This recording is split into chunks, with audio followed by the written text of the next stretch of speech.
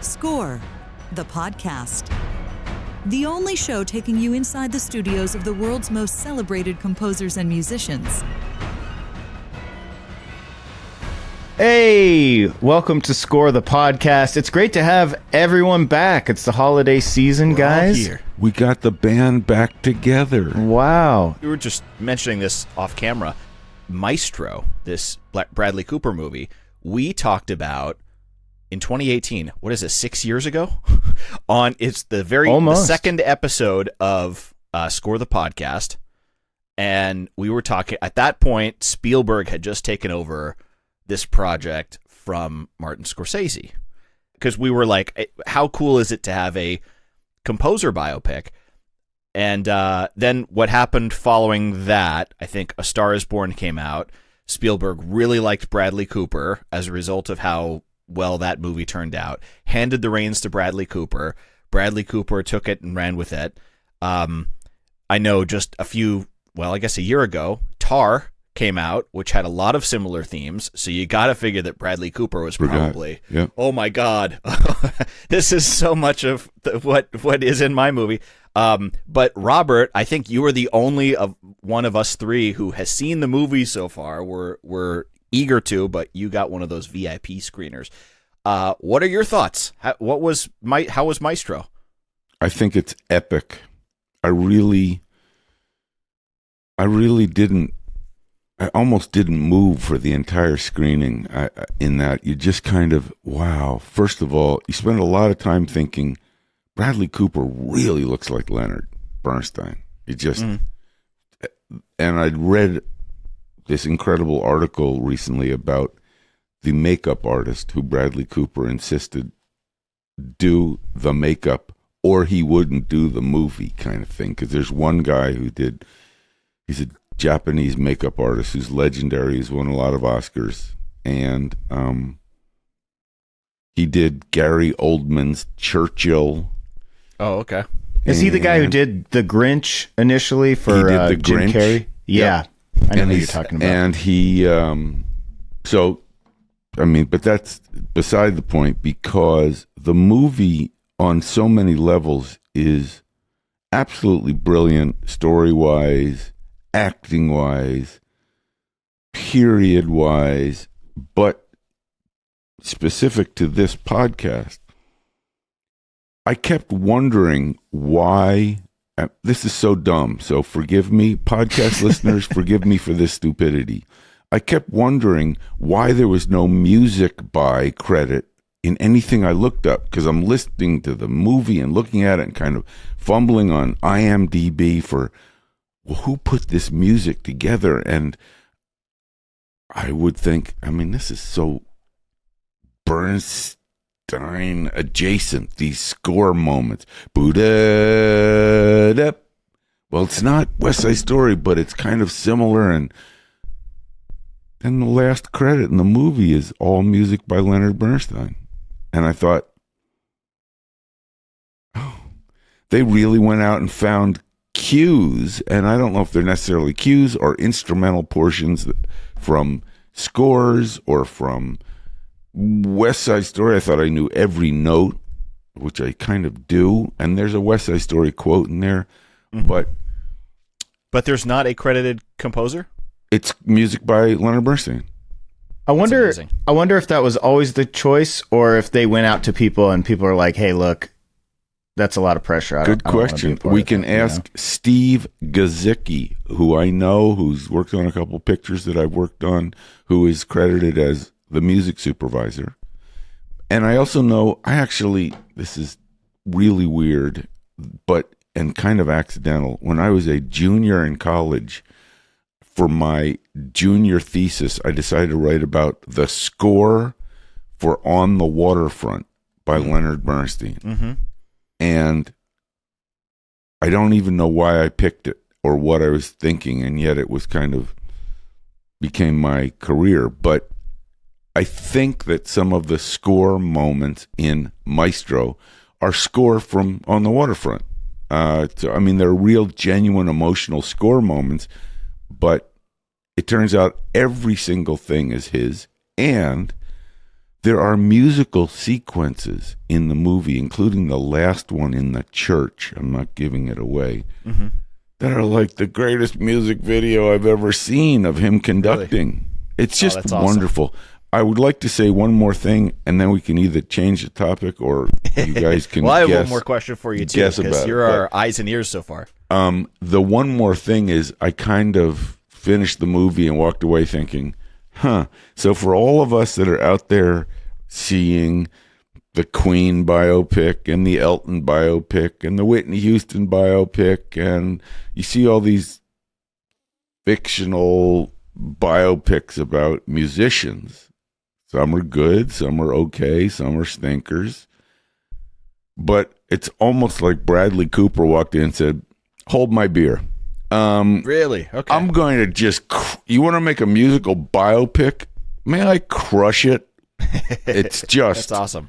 So well, and you talk a lot about, people on screen playing instruments and being blatantly obvious that they've never touched that thing before and how hard it is to watch. But the dedication, I know he started conducting and practicing like 4 or 5 years ago, right when he knew he was going to start making this film. Yeah. And to go into that, I mean, we've talked with David Newman about the art of that and what that process actually does. It's not just someone waving a stick in the air. I mean, you're really controlling a room full of people and keeping everything in tune and in sequence and everything timing wise. It's so critical. And to start from scratch in a completely different language that you probably don't even know and master it and play someone who's like one of the greatest of all time of doing that's a lot of pressure on its own. And to nail it, I mean, how did that look, Robert? Oh, it's just those scenes, those conducting scenes are pretty central and pretty awesome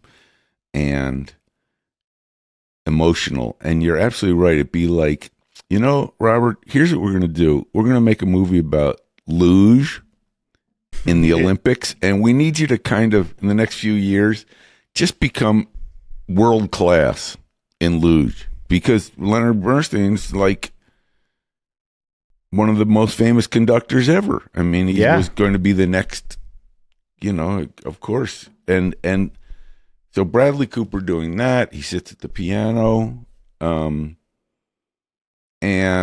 the whole thing is a monstrous achievement. It also just is hard not to watch it and think, I dare, even though I'm not sure this is the case, but I dare any movie to rival this for an Oscar. This is like Oscar City. Really? Okay. Oh, it's so. Well, see, the that's my next Academy's question, just going to eat it with a big spoon. It's just so beautiful.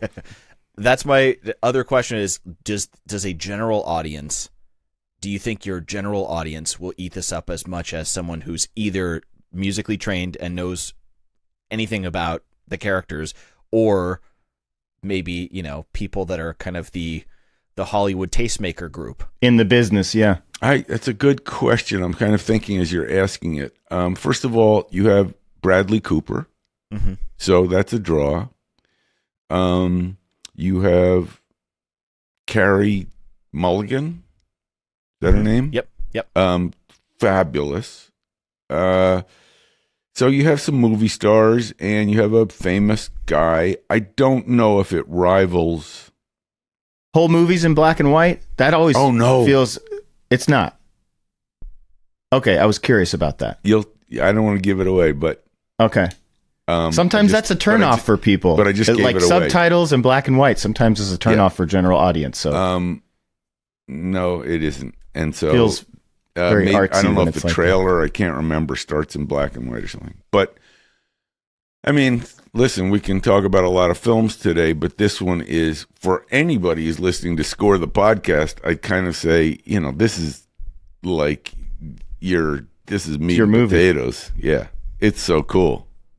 It's just cool to see what Bradley Cooper went from like hangover funny guy, kind of funny comedy stud guy to like now he's upper echelon. There are moments. Hollywood. You're in the movie. That's what I'm saying. You kind of can't take your eyes off the screen, but you're in the movie, and there are occasional moments I had where he's doing a really emotional scene or a really intricate thing, and you think, he's directing this too. So it's like, did he say, Okay, point the camera here. I'm going to walk over there. Okay, ready, go. And I'm going to walk over and be that guy. Nah, I'm not sure I got the right take. I mean, does he ask? I know the film is shot by a great cinematographer named Matty Labatique. Does he say to Matty, what'd you think? Or does he say, I got to do that again? I mean, but so the idea of directing, co-writing the movie, being Leonard, I mean, that's why he gets, I think, front runner status on a lot of this, because even for the Academy, even if it's not the biggest box office billion-dollar franchise movie, that's an achievement in filmmaking that's going to be hard to rival. Well, it is out on Netflix today, December 20th. It is. You can watch it right now in the United States. I didn't either realize it was coming out that soon on Netflix. Yep, that's great. Yep. So we'll switch gears because Robert, I know I was a little bit bummed that that we weren't able to join you for Geoff Zanelli. Tell us a little bit about that conversation, which we're going to hear in just a couple seconds here. Yeah, well, it's kind of easy to think about Leonard Bernstein, and I'm interchanging the second pronunciation, the second syllable, because it's always been Thank you. It makes me feel better because I think I caught that yep. earlier, and I was like, oh no, have I been saying it wrong this entire time? No, it's interchangeable. But, you know, I sometimes get him confused with Leo, the lizard, in the Geoff Zanelli. The other Netflix hit of the year. The other Netflix hit. By the way, I loved Leo. And Zanelli is a great guy and a great composer. And I thought, you know, I hope this isn't like Eat Your Spinach. I should watch it. I'm not going to organically, with all these pictures I want to see before the Academy Awards, sit down and watch Leo on Netflix. But out of respect for Geoff, and we're going to talk about it, I loved it. Wow. I loved it. I really thought it was sweet and cute and well done and funny and well written. It sounds so stupid, like I'm reviewing Maestro, but I particularly loved the music. And you'll see that Leo, which I didn't realize, is a musical in that there are songs throughout, and there's clearly an enormous talent. And if you're out there, Robert Smigel, call me, because anybody who writes songs like that, I don't know why you'd even call me. You're well, you know, fine. That's the guy. He did Triumph the Insult Comic Dog on Conan O'Brien and a bunch of SNL stuff. That guy's a comedy legend, so it's not surprising that it's fun. Plus, it's another guest that I'm surprised it took this long to get on the show, Geoff Zanelli. It's exciting that you were able to track him down. He's been and one of the really cool things that I know, Robert, you're going to ask him about is him kind of coming up through the early days of remote control and Hans and working with John Powell and all of, like, what an incredible career that Geoff has had, just kind of starting in, you know, the hallways of a kind of up and coming Hans Zimmer. It's actually company. For all perspiring young composers, you will be thrilled to hear it's as simple as, you know, I'm just going to like write 60 notes and see who responds. Mm-hmm. I'm not going to give it away, but he gets one response, and it turns out to be bingo. Awesome. But he's like a sophomore at Berklee College of Music and wants a summer internship, and guess what? Karma happens. Well, I'm ready to hear it. I don't know about you, Matt. Yep. Yeah, here it is. Coming up, Geoff Zanelli's conversation with Robert Kraft. Not only are you joining us on Score the Podcast, our fabulous new episode with Geoff Zanelli, but to answer one of his number one questions, will we edit out the controversial stuff? The answer is absolutely not. That's what we live for. We want the dish. We want to spill the tea. Ladies and gentlemen, welcome to a new episode. It's been a perfect Score the Podcast morning where nothing has worked. I worked. And yet Geoff worked. And I worked this morning. And we got this happening.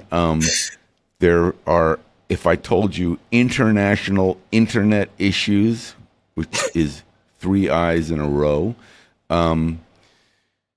I would be accurate about the way this episode started, but we're here, we're together. I couldn't be happier to be with the legendary Geoff Zanelli, who, for those of you who want just a little bit of the fabulous lineup, Geoff is a 2-time Emmy-winning, fabulously lauded and awarded composer with big movies like Pirates of the Caribbean, Dead Men Tell No Tales, how'd I do?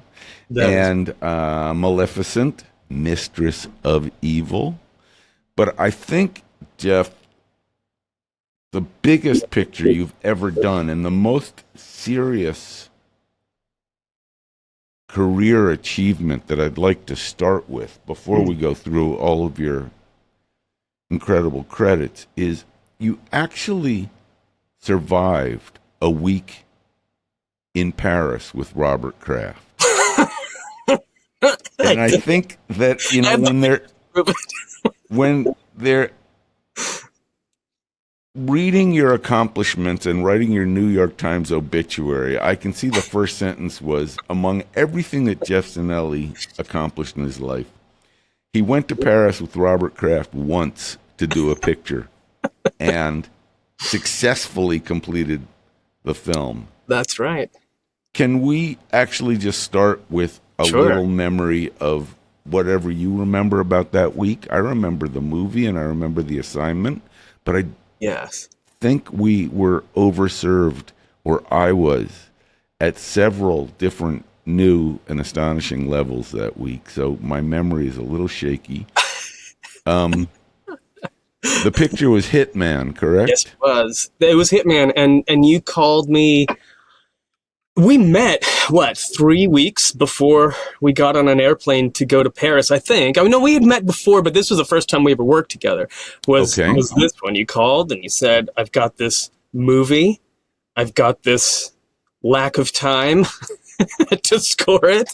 And I hear you have some energy these days, which I do. And so I jumped in and I scored it. And then I think, if I remember right, you had already kind of locked in a schedule there in Paris with an orchestra. Like the project was kind of on rails. Like it was like, here's what you're dropping into. You got a strings, brass, choir, ready to go in 3 weeks. You better write something. And so that's what I did. The actual trip to Paris, like every time I go internationally to record, is a complete blur because you land with an 8-hour time difference. You go to a hotel wide awake for the 8 hours you need to sleep before the session starts. Perfect. You show up at the session having not slept, and then it's kind of an adrenaline trial or an endurance trial or something. We were there. The studio was called Guillaume Tell. Remember that? It was Guillaume Tell, right? Just outside a beautiful studio.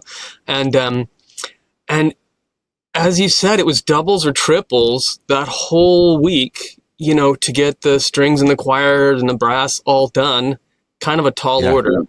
So I am a little hazy on memories. I remember, I had half of an afternoon to maybe walk into a museum. Beyond that, it was work and eat. No, I went to the Louvre and I thought, here's what I'm going to do, because I've never been there. I'm going to go to the Louvre and I'm going to not look at the Mona Lisa. I'm going to, because that's a better story, right? And then I walk through with John Finkley. You probably remember, he was our music editor. And I'm walking through the Louvre and accidentally look down the hallway and see the Mona Lisa. So I kind of ruined my Paris story experience by accidentally looking at the most famous painting in the world. There you go. That's what I remember from Paris. Isn't that the best way to see it? It's sort of perfect. I'm gonna go to this party and the one girl there I know I'm not gonna see, and you bump into her exactly. by accident. Right into him, yeah. It's funny you said you did the work we ate and slept. I remember that, but I also remember something else, and this is in my bad old days before I learned the downside of this kind of travel and work combo. I was, for some reason, at that moment, extremely interested in something that they had in Paris that they didn't have in Los Angeles. Right. And a lot of it I can blame Moulin Rouge, because on Moulin Rouge, everybody was all excited about the fact that you could drink absinthe in Paris. And I do remember dragging all of us, you, Finkley, we went looking for absinthe. And there was a restaurant whose name was Absinthe. And that was a good clue.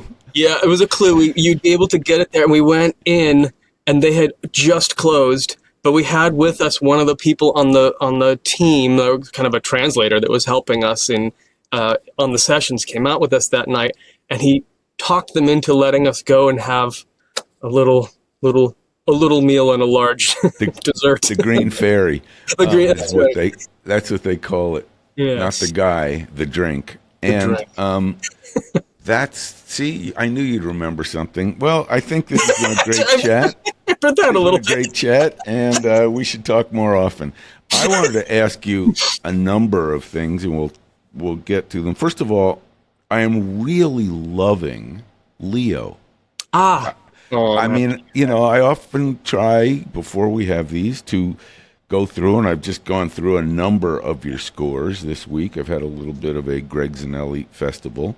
And one of the things I wanted to do was, well, I don't watch a lot of kids' movies. I'm not sure I love Leo.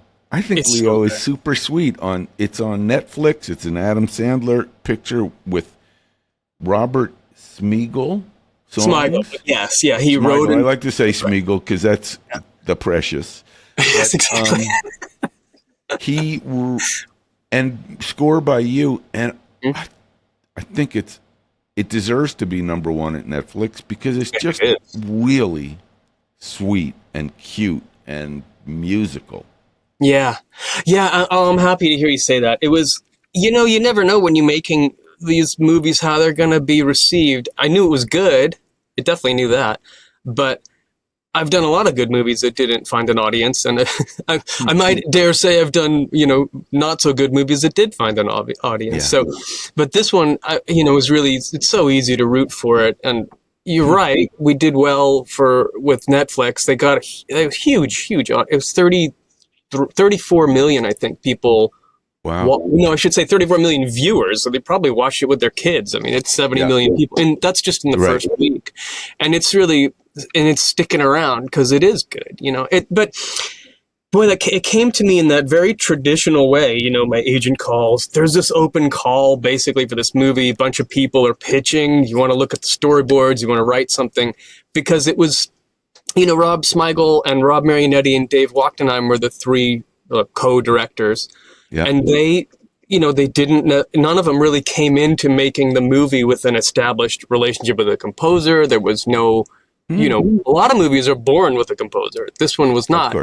So they went, let's have a look. And I wrote them a little demo and had a little meeting. And then it actually disappeared for 6 months at least. Didn't hear anything. And I just thought, well, it's the business. People move on. Then out of nowhere, not with the second meeting or anything, I get a call and it's like, you got Leo. You're going in on Monday to start. I'm like, oh, okay, I didn't know that. But it was incredible. Yeah, and who knows what happened? Well, because it's animation, right? So when I first saw it, it was storyboards, black and white drawings. They had shot the dialogue, but obviously nothing was animated. So I wrote him a demo to, basically. That's what I was going to ask. I did, yeah. And a demo that just was based on the storyboards? Yes, I picked a couple of scenes in there. I think they had asked specifically to look at one scene, but I actually did a couple of them. The one that I remember adding on was the one where Leo's crawling across the wall. It's a big musical moment. The gag is he's going to escape, right? It's kind of a Mission Impossible gag. He's going to escape. Mission Impossible, yep. Yeah, and every time the camera pulls back, 10 minutes have gone by, and he's a slow lizard, so he's moving across the screen like this. and the music plays counter to it. And I thought, well, this is such a musical moment in the show. It's a place where music actually is the joke, or delivers the joke. So I figured I'll give him that. And that was, in the end, I ended up hearing Adam Sandler reviewed all of these, and that was what did it, really. He was like, oh, that made him laugh. So, and I mean, here's the thing. Here's what I learned on this movie. Because Rob Smigel and Adam Sandler look, I'm relatively funny. Those guys are professionally funny. Correct. And so you learn that, you think you're funny, right, kid? It's a little bit like that. And so even just hearing, oh, you made Adam Sandler laugh, that's kind of a big deal. It's a little feather in the cap. I'll take it. And that's perfect. And by the way, people don't ever realize two things about what you said. Number one, the assumption is being funny with music is easy. No, it's not. Thank you. It's really not, because the default is if you go wah, wah, wah, wah, wah, and you can't do that. Nope. The other thing that I always found is people would assume that doing an animated film was easy.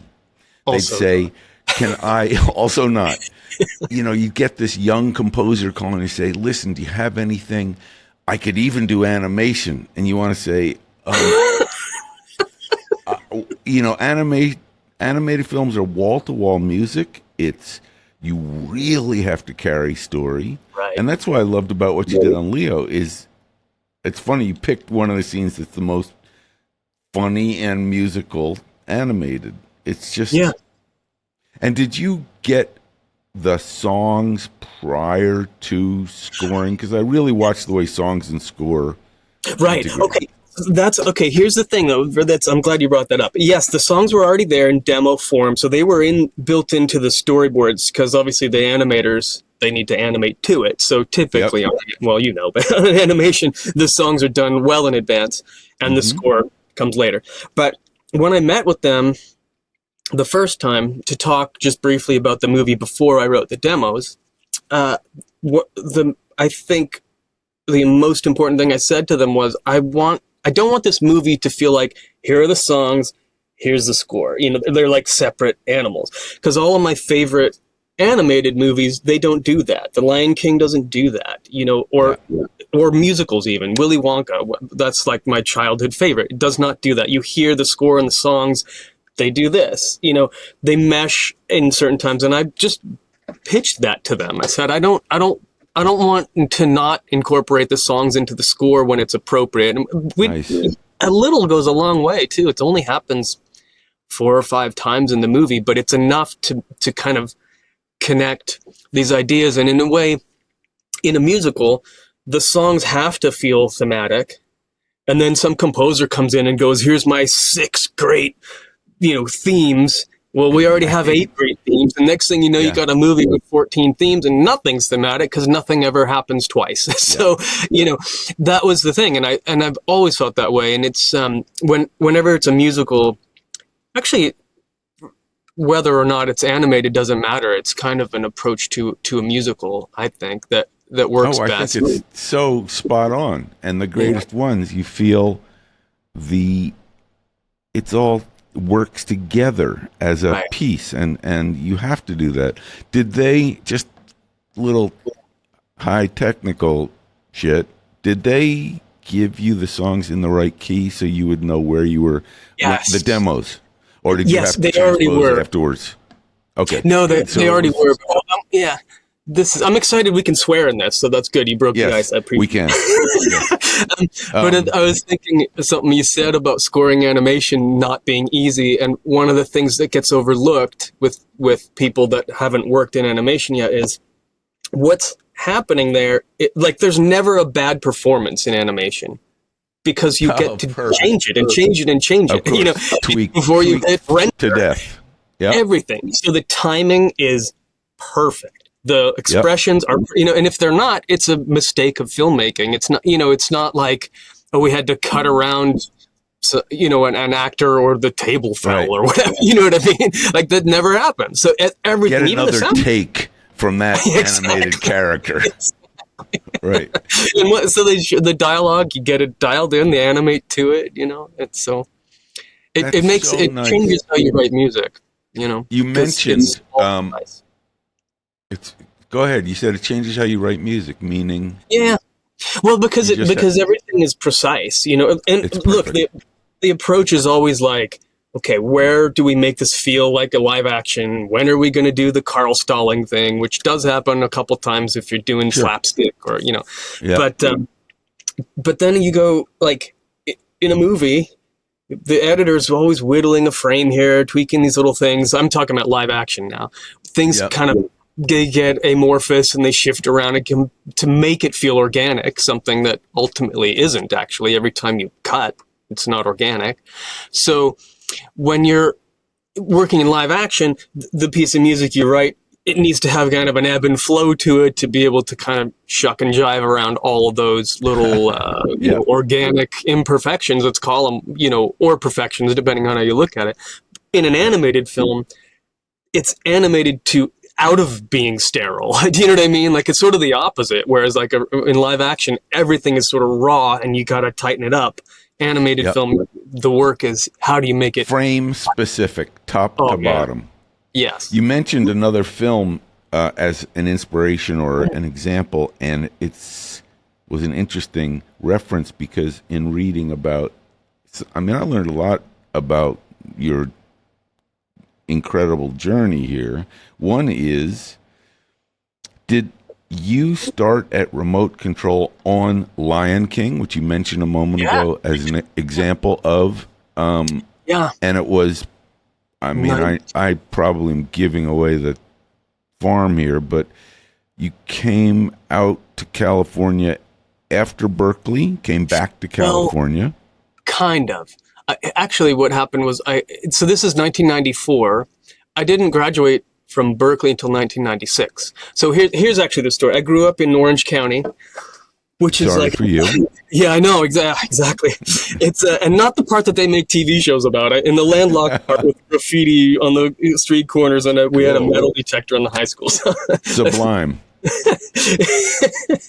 So, but what that meant was I would go to Berkeley and I would come back home in the summer and Can be we just pause on that? How did Berkeley, you're in high school in Orange County. Berkeley is exactly the other corner of the country. You knew that you wanted to go to Berkeley desperately, or it was accidental, or both?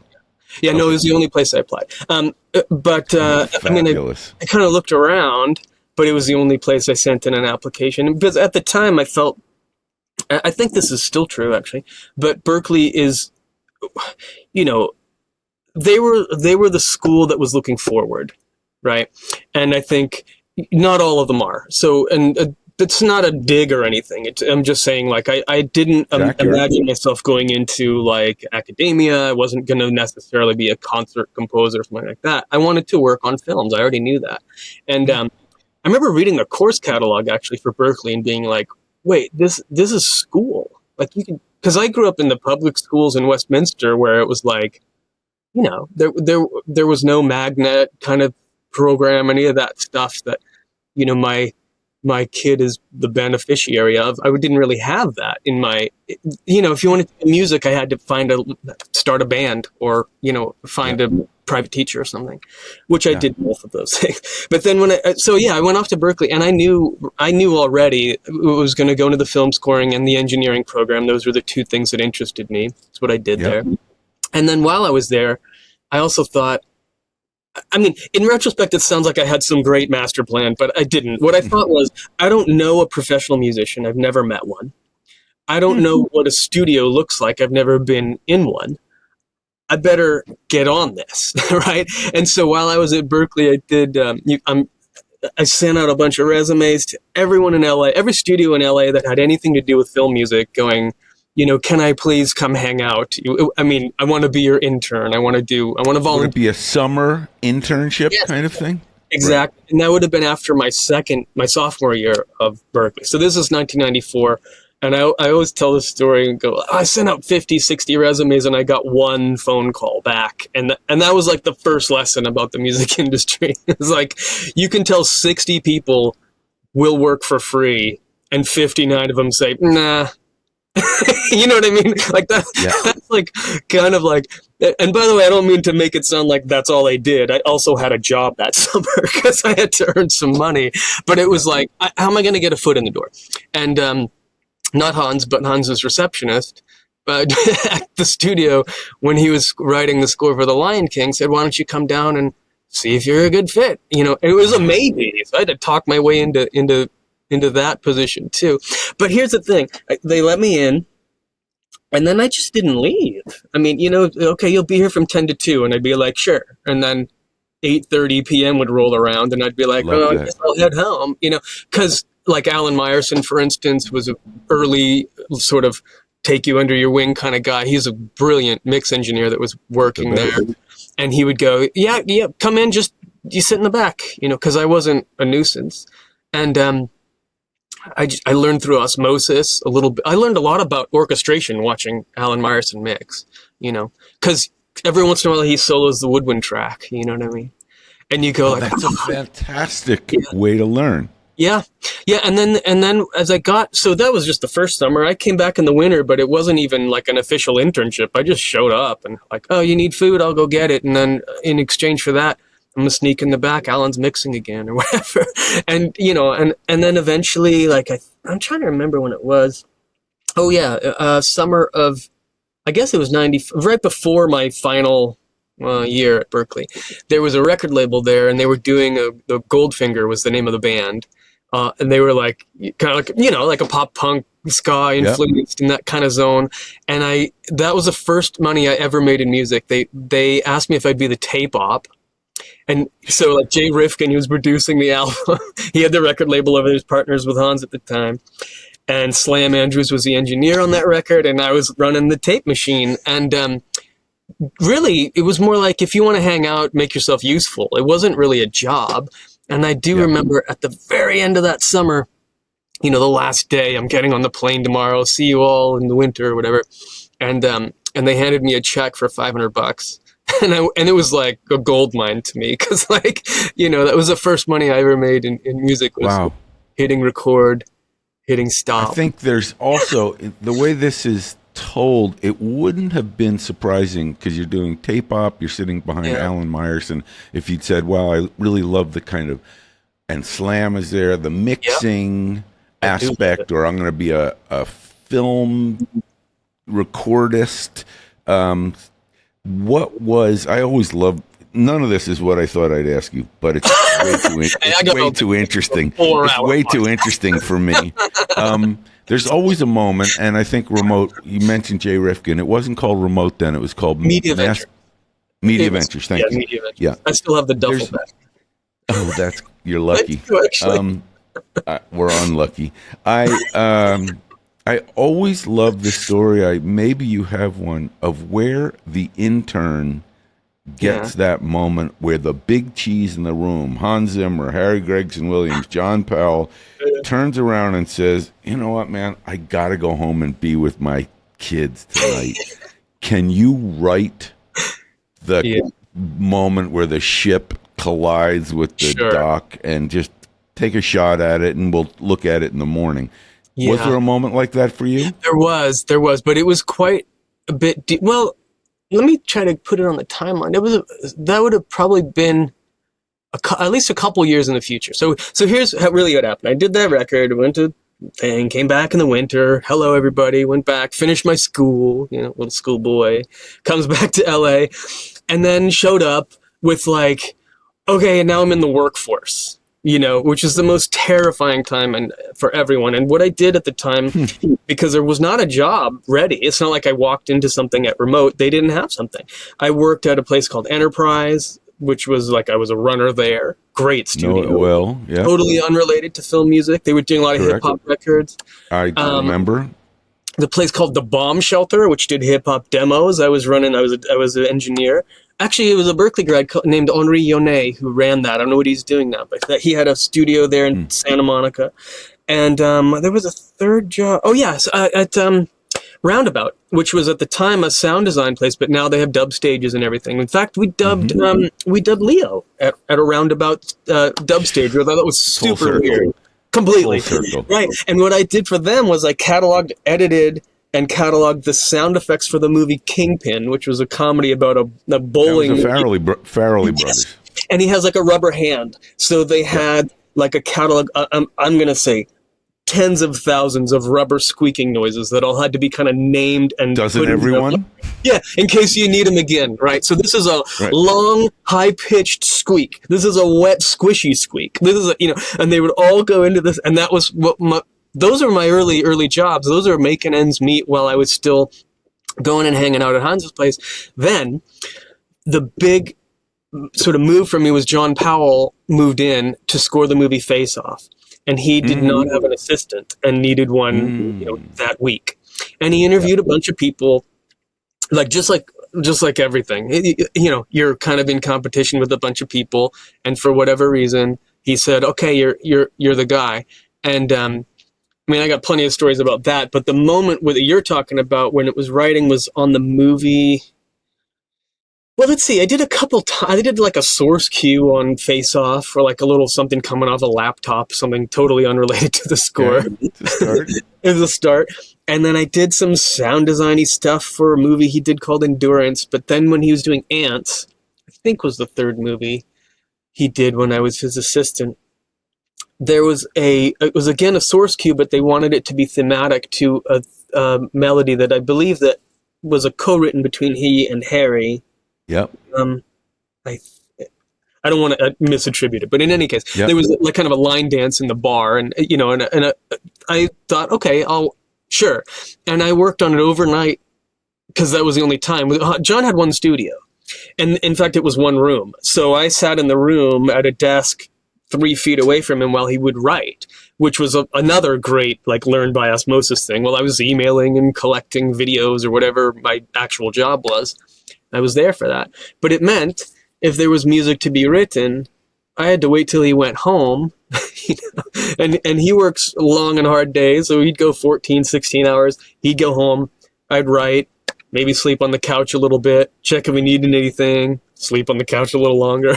It was kind of a, I don't know. I try not to speak about it too romantically, but personally, it's a very romantic time for me. Other people I think hear these stories and hear it differently. I love that. Listen, you speak about it romantically because it was romantic in the way that it was a kind of happy, lustrous, creative moment, which is what we all... it could have been exactly the opposite, and you've just reminded me of something. Yeah. When I had to get a composer for Hitman in 3 weeks, and I don't know why, I think for some reason... It's like it was a French film, and we inherited maybe the film at Fox, and it was sort of unfinished, but needs to come out soon. So I have to go find a composer, and they want a very specific score. Yes, they do. Type, and the score type they could reference was Bourne Supremacy. I just remembered this, and I called John Powell and said, "This is crazy. I know you're in the middle of whatever he was in the middle of. Yeah. And by the way, you're not, I just want to check, you're not about to take 3 weeks off maybe to rush to France to write another score?" And we went through it. I said, I need a Bourne Supremacy understanding composer. Yeah. Somebody who knows exactly what that reference is, and it's not, I've never really thought about doing something like that. And he just said, Geoff Zanelli. Oh, interesting. That's so interesting. I never knew that, John. That's amazing. I just remembered that Powell, the perfect... I never knew that. You've kind of reminded me when you said you worked with Powell and had been in the room with him, that it was a Bourne Supremacy rim shot for Hitman. And I don't remember enough to know how close we came, or if there was a real Bourne Supremacy, or that was just the hot movie at the time, and they all said we want it to be like that. Yeah, I think it's more. I think it's more B. It was definitely the hot movie. That's very fascinating to me. I never knew that there was a John Powell involvement at all in it. Other than I knew that you knew I had worked for John, but I didn't know you spoke with him. That's quite cool. Oh yeah, I'll send him a thank you today. Yes, and A $5 bill usually goes a long way in the envelope, just to say, hey, buy yourself something nice. I do remember very little about Hitman except for the anxiety of the producer desperately wanted a song by the band. This is so random. Justice, a French. Okay. I love that band, actually. And we put a song in I think we took a cue of yours and moved it aside so that we could put in a very aggressive Justice track over a kind of cocaine-fueled gunfight in the back room of a club. Kind of what the whole movie was. Yeah, you're right. I think that's what the film was. It's a little different vibe, cocaine-fueled gunfights, from something that it might be the first time I ever heard your name, which was on Odd Life of Timothy Green. Okay, yeah. Yes, sure. And I always wondered, first of all, that's about as far from Born Supremacy as you could get.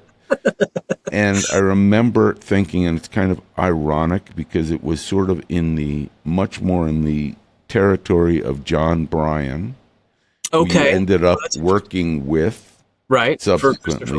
Yeah. But I guess it's a kind of two-parter. But the real question is, when you're at Remote Control, which I guess you were, doing this really wonderful score by yourself. Right. Do you have fantasies of, you know what? I'm out of here. And as far as I can tell, that didn't occur, or it did occur? Well, no, it's funny you say that. I still have a room actually at Remote. I'm not sitting in it right now. I have a couple studios now because I'm a grown-up. I mean, that's what we do. We expand. But it's interesting for you to say that because boy, you're talking about the old days of Media Ventures and like that heyday when it was Hans and John Powell and Harry Gregson Williams, and you think about like what an incredible creative just focal point that building was. And then of course you see Harry and John also moved out, built their own studios, built their own very different and both amazingly successful careers. So, I just think there's a few ways to do it. You can do it, like you said, you can dust your hands and leave, or you can give everyone a hug and, slip out. You know what I mean? And I guess that's kind of the way I always felt. I mean, I talk to Hans all the time too. So it's like, these are my friends. These are people that have helped me. And I have maybe from my Catholic upbringing, a deep-seated, reverence to the people who've been kind to me in my life. And it helps me to kind of feel like, I guess, a gratitude to all of those people, and Harry, who I worked with only a little bit, but with John, I was his assistant for 4 intense years. With Hans, I was his arranger and additional music guy for 10 years, maybe, off and on. In between, I would do Hitman, and then I'd go back and do a Pirates movie with him, and then I'd go do Ghost Town, and then Pirates 5 came along, so there was. Yeah, there. I don't know. I think there's a lot of ways to do it. Yeah, maybe. I think it's rare to have loyalty. Keep the band together. You also have in some ways from the outside, it's like the privilege of collaborating with really sensational other composers. But it also, as I kind of read through Hans, John Powell, Harry, John Bryan, Danny, Philip Glass, the number of people, it also points to a strength that clearly you have, which I'm curious about. Sure. You must be an unbelievable collaborator in the room. You must have this strength of, let me work on that with you. I mean, a lot of composers, as I said, I'm a solo engine, and I need my freedom here. I'm sure you've had that feeling. Oh, sure. Yeah. Is collaboration something you sought, something that fell in your lap, something you enjoy, something you hate? No, it's something I enjoy, but it's funny because I definitely have those moments where I'm like, I don't want to co-write nothing, But then here's the thing: is whenever I get in that mindset, David Kep calls me and says, I was thinking maybe Mark Ronson and you could write this score together. And I'm like, yeah, we could. That sounds cool. So here's the thing. When it comes to collaboration, well, I have a lot to say about this, actually. But with another composer, collaborating, to me, works best if you're different. You know what I mean? So, here's the reality. And this gets overlooked a lot because of how closely I worked with Hans. We don't sound that much alike, and so one of the kind of, I guess, little quirks of that relationship is if I write something super interesting, fresh, and original on a Pirates movie that says music by Hans Zimmer, and this happens not just to me, it sort of gets absorbed into the canon of Hans Zimmer's sound, right? But if you go and watch Cannibal Island and Pirates 2, that's all me. In fact, when Hans heard it, he says, I don't know how you wrote that. That's so Geoff. That's what he said. And Gore responded to it and loved it. And so the next thing okay, this is it. It's going to become thematic. Tia Dalma's theme, which became Calypso's music. I'm still thinking about pirate successes, which they sort of get encapsulated in the score for Pirates. And this is why I actually like the punchline of this joke is Pirates 5 comes along and Hans says, no, he should do it. And he did say that. I watched him say that exact thing to Mitchell Lieb, who was the head of music at Disney. Mitchell said, I'm going to whisper in your ear how much we'll pay you to score Pirates 5. And he whispers in his ear and Hans goes, have him do it. And it wasn't because the number was low, by the way, because it was... I eventually came to learn how many zeros were taken off the fee for it by the time it got to me. He just was like, no, there's really not an amount of money that makes that fair. This should be Geoff's movie. And that's what this is why I say, Hans has been fabulous. Very good. Isn't it amazing? Just think about that for a second, that he would just go, I don't want however many millions of dollars. This is going to mean more to him. He still cares about pirates. You know what I mean? He still loves these guys. So let him have it. Let him have it. He earned it is really the way I think it looked at it. So just out of curiosity, did he walk into the room ever and say, I don't think so? Or that? Oh, do you mean during the writing process? Or yes. Or did you just total bubble, it's yours? Basically. Okay, so he said, I think Geoff should do it.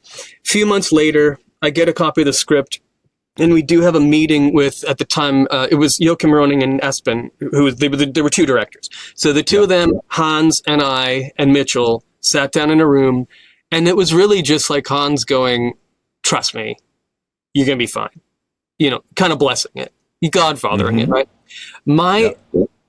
If he was involved in any way at all, listening to that music as it was written, I would be unaware of it. It would have been, contraband emailed to him in the middle of the night. The next time he even had anything to do with it that I'm aware of was he happened to be dubbing another movie on the same lot as Pirates 5, and he couldn't resist, oh, what did Geoff get up to? And he popped his head into the dub, said hello, and then I get an email from him. It was a day that I was not on the dub stage. So I get an email going, hey, your score sounds really beautiful. I heard it today on the dub stage. Great job. And that's it. And I thought, oh, I kind of wish I knew you were going in there. But it was a compliment. It was very, yes, it was great. So, look, he may have some influence I'm unaware of, but I think at that point it was I think he'd be happier if Jerry Bruckheimer didn't have to call him up and go, you need to get on Geoff about this. And I don't think that happened. I think we got that's so funny. But I always had it in my mind. I see Jerry dialing the first 6 numbers and then going, okay, play me the next cue.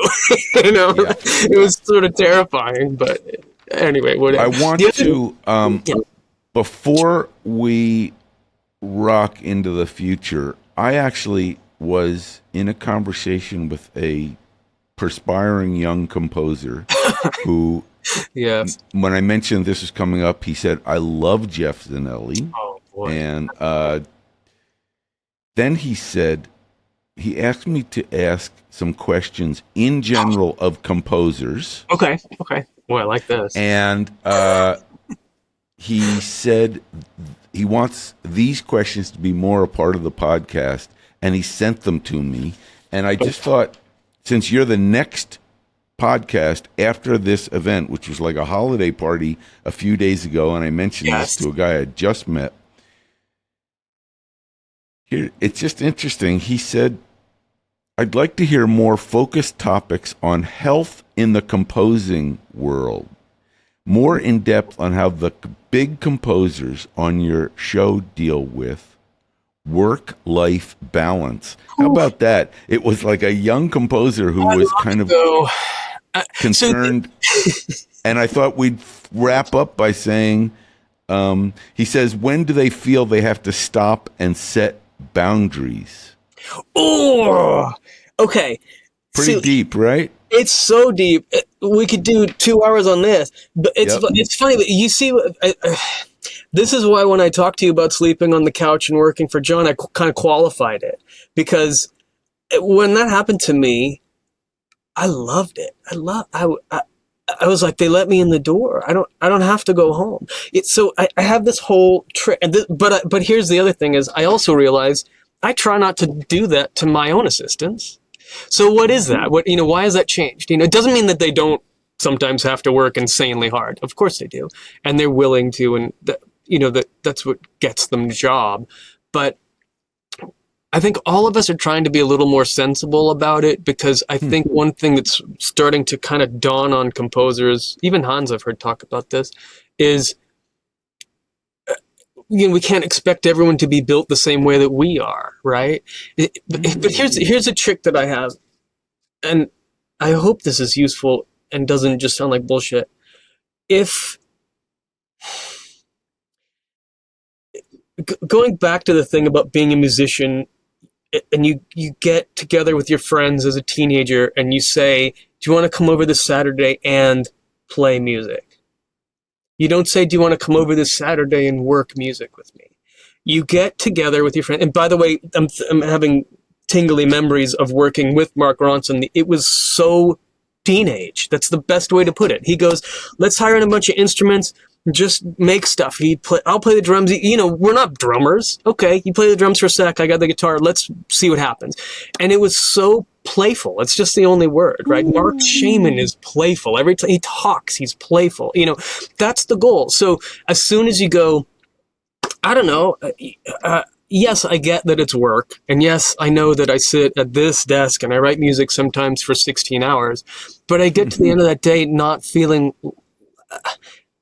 I like doing it, so it doesn't feel like some work-life imbalance. It feels like I've combined this thing that I really love to do with this, with work. And by the way, sending an email to whatever, blah, blah, blah, that's the work. Like updating your cue sheet, editing, and that, you know what I mean? Like I'm not cut into that, but I got to get it done, so I do it. Writing music, just, I don't know, man. I'm not tired of it yet. I'm stepping into my 4th decade, if we look at the timeline, and I might still enjoy every minute that I get to do that. In fact, the work is the stuff that happens in between. But I also fully understand. I actually hear this a lot from younger composers. The work-life balance thing is very much on their mind, because they hear people like me go, yeah, I worked 80 hours a week for 6 months on such and such. And they go, well, how? Or either they don't believe you, or they think, that's not possible or something. I wonder if it's generational, that there's a misunderstanding of what nobody's saying, geez, I hope we have more composers arriving in Los Angeles today. We just don't have enough perspiring young composers. Right.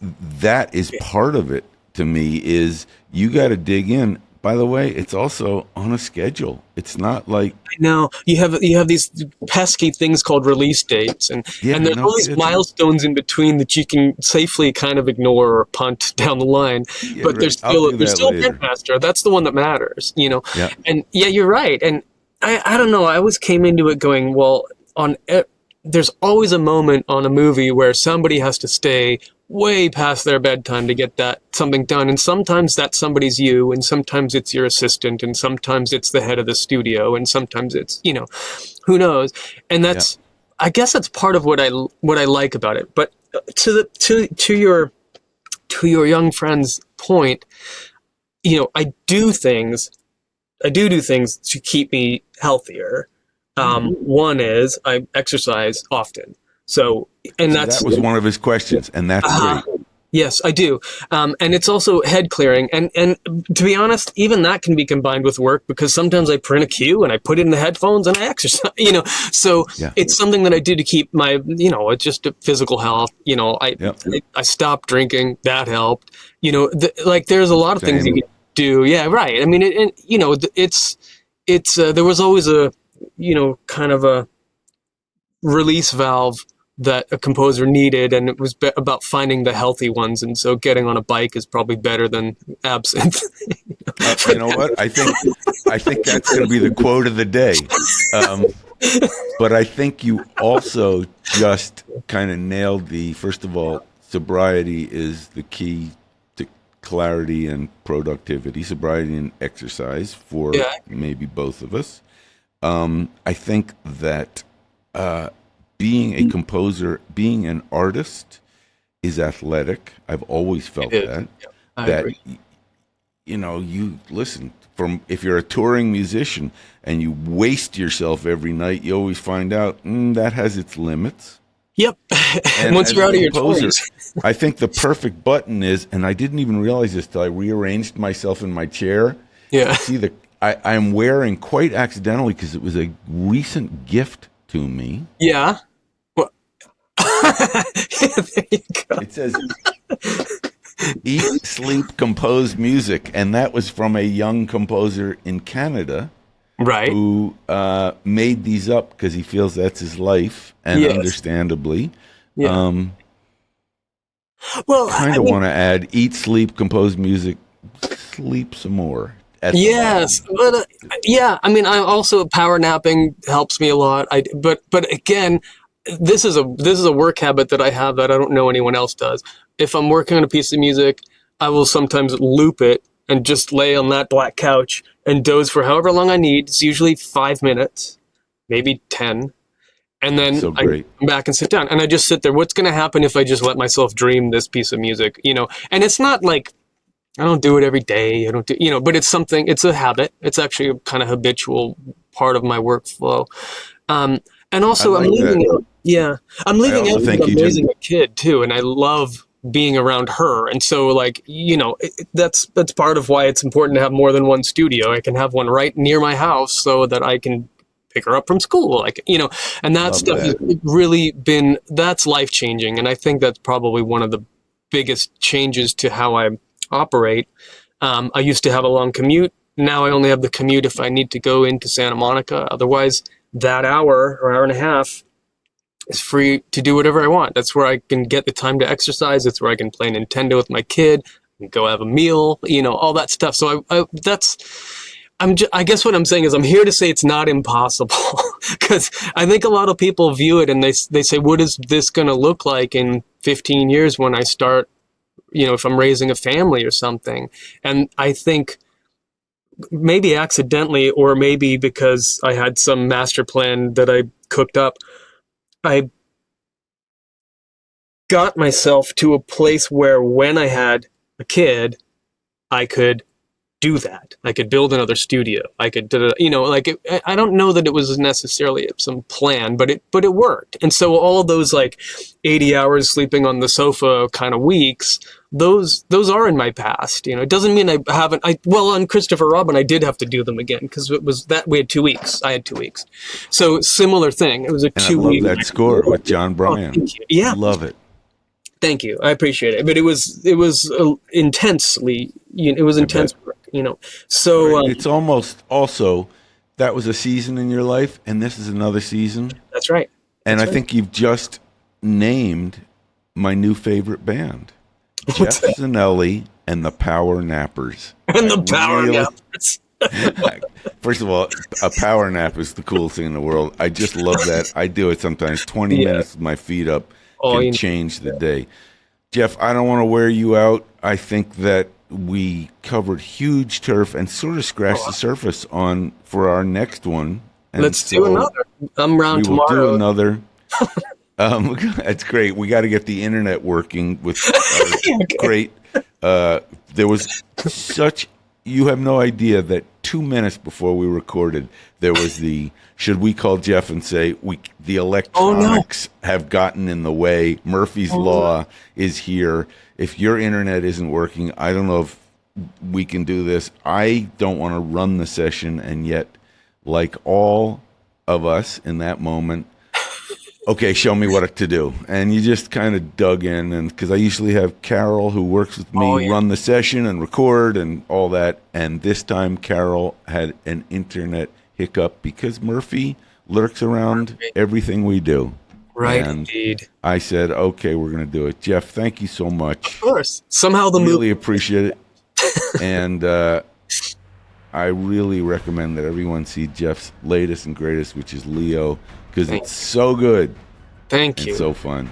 Thank you. To be continued. Yes, please. And thank you for having me on here. I hope. My pleasure. I hope I remain interesting. I want that on my tombstone. Exactly. Thanks so much, man. Of course. Have a good rest of your day. Take care. Cheers. Bye.